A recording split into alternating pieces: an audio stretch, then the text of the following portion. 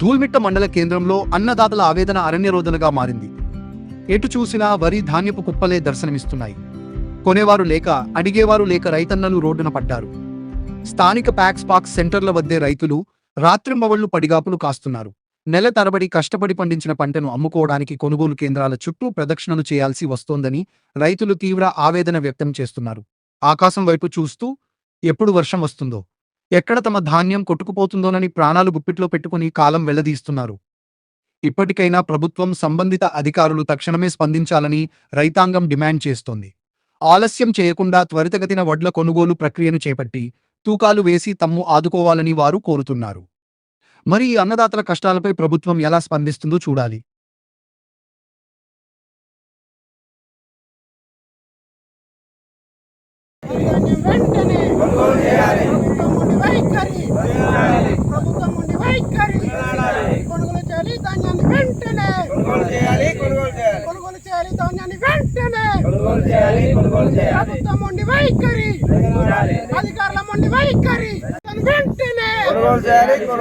కొనుగోలు చేయాలి, వడ్లను వెంటనే అధికారుల మొండి వైఖరి, అధికారుల మొండి వైఖరి, ప్రభుత్వం మొండి వైఖరి, కొనుగోలు చేయాలి, వడ్లను వెంటనే.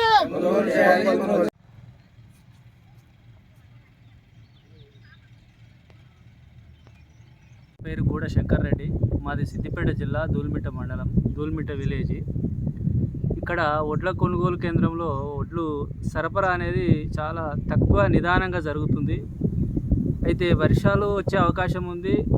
ఇప్పటి వరకు ఒక 20% మాత్రమే వడ్లు సరఫరా చేయడం జరిగింది. కొనుగోలు ఇట్లా నెమ్మదిగా జరిగినట్టయితే, ఇంతకుముందు జరిగినటువంటి ప్రాబ్లం ఏంటంటే, వర్షాలు రావడం వల్ల రైతులు ట్రాక్టర్లు పెట్టి మళ్ళీ రోడ్డు మీదకి లారీ 2 సార్లు అమ్మాలి, ట్రాక్టర్కి రాయలు పెట్టి చాలా నష్టపోయారు.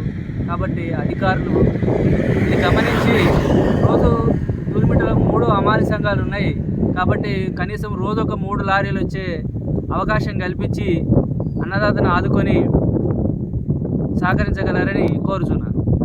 అధికారుల నిర్లక్ష్యము మరియు ప్రజాప్రతినిధుల నిర్లక్ష్యం అనేది ఇక్కడ స్పష్టంగా కనబడుతోంది. ఏంటంటే గత 20 రోజుల నుండి వడ్ల కొనుగోలు నిర్లక్ష్యం జరుగుతుంది. కాంటలు పెట్టి 20 రోజులు అవుతున్నా కూడా ఒక్కొక్క లారీ పంపిస్తూ ఉంటే దాదాపు 100% ఉన్న వడ్లు కనీసం 10% కూడా తరలింపు జరగలేదు.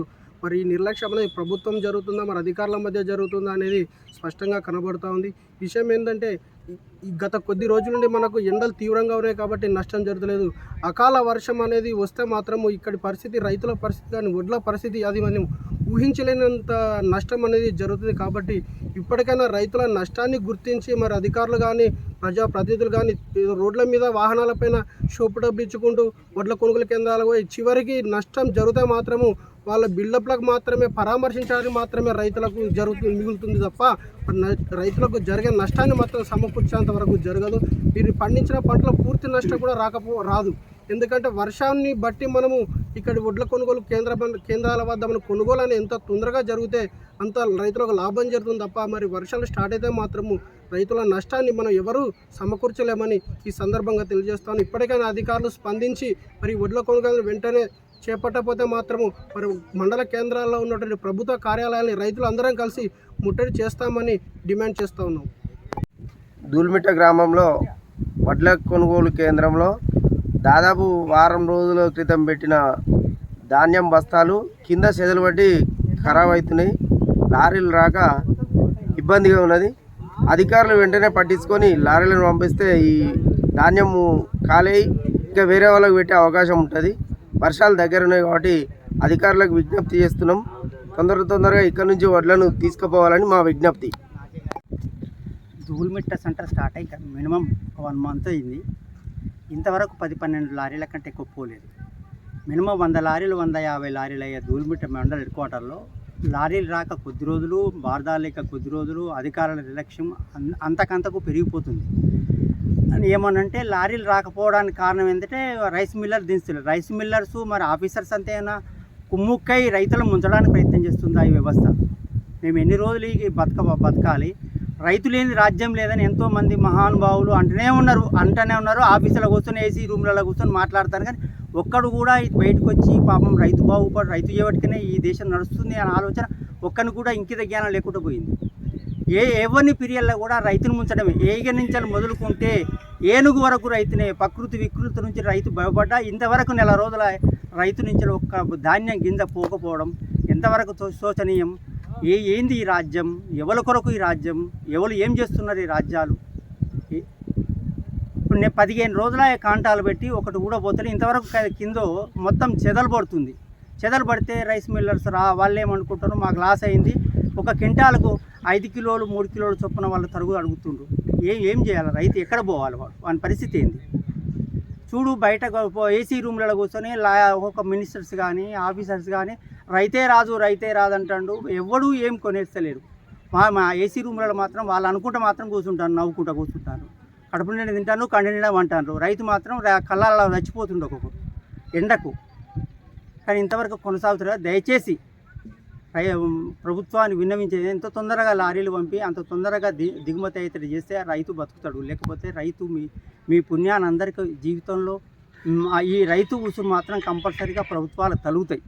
ఏ ప్రభుత్వం ఉన్నా ఇదే కొనసాగుతుంది. రైతుకు మాత్రం వాని జీవితం మొత్తం దారబోస్తూనే ఉన్నాడు. అవునా, దయచేసి మమ్మల్ని గడ్డకేయమని కోరుకుంటున్నాం. దుల్మిట్ట వడ్ల సెంటర్లో వడ్లు పోసి దాదాపు మేము నెల రోజులవుతుంది. లారీలు రాక చాలా ఇబ్బంది అవుతుంది. మొన్నదాకా బారదాన్ లేదు, నిన్న మొన్న బారదాన్ వచ్చింది. బారదాన్ వస్తే కాంట అయిన తర్వాత ఇప్పుడు కాంట పెట్టి 8 రోజులు అవుతున్నాయి లారీ చక్కగా రాక. కాంట పెట్టిన ధాన్యం అంతా అట్లే ఉంది. అది తరుగు వస్తుందని మళ్ళీ దించే కాడ రైతులను ఇబ్బంది పెడతారు. దీన్ని వెంటనే ఏ రోజు ఆ రోజు కాంట వేసి ఏ రోజు ఆ రోజు లారీలు పంపిస్తే లారీలకు ఎగుమతి దించుతూ ఉంటే తొందరగా రైతులు బతకగలుగుతారు. లేకపోతే వర్షాకాలం దగ్గర వచ్చింది, దాదాపు 100 లారీలు అయితే ఇక్కడ దుల్మిట సెంటర్లో దాదాపు 8 లారీలు ఏమో పోయినట్టున్నాయి. ఇంతే పోయినాయి, ఇంకా కావాలి, ఇంకా చాలా ఉన్నది. టైం దగ్గర పడ్డది. రోని దగ్గరకు వచ్చింది 25 తారీఖు రోని. కాబట్టి మా దుల్మిట రైతులందు దయతలిసి తొందరగా లారీలు పంపి ఎంబడెంబడి ధాన్యాన్ని తరలించాలని కోరుకుంటున్నాను. అతి తక్కువ సమయంలో మీ వ్యాపార సామ్రాజ్యాన్ని పెంచుకోవాలనుకుంటున్నారా? తక్కువ ఖర్చుతో ఎక్కువ పబ్లిసిటీ చేయాలనుకుంటున్నారా? అయితే ఇంకెందుకు ఆలస్యం? మీ జేఎన్టీవీ తెలంగాణ ఛానల్లో అతి తక్కువ ఖర్చుతో ప్రకటనలివ్వండి. అత్యధిక లాభాలను సాధించుకోండి. వ్యాపార, వాణిజ్య, పాఠశాలలు, వైద్యశాలలు, హోటళ్లు, వస్త్ర దుకాణాలు, అన్ని రకాల వ్యాపార ప్రకటనల కొరకు సంప్రదించండి. మా ఫోన్ నంబర్స్ 8558288081, 9247896607.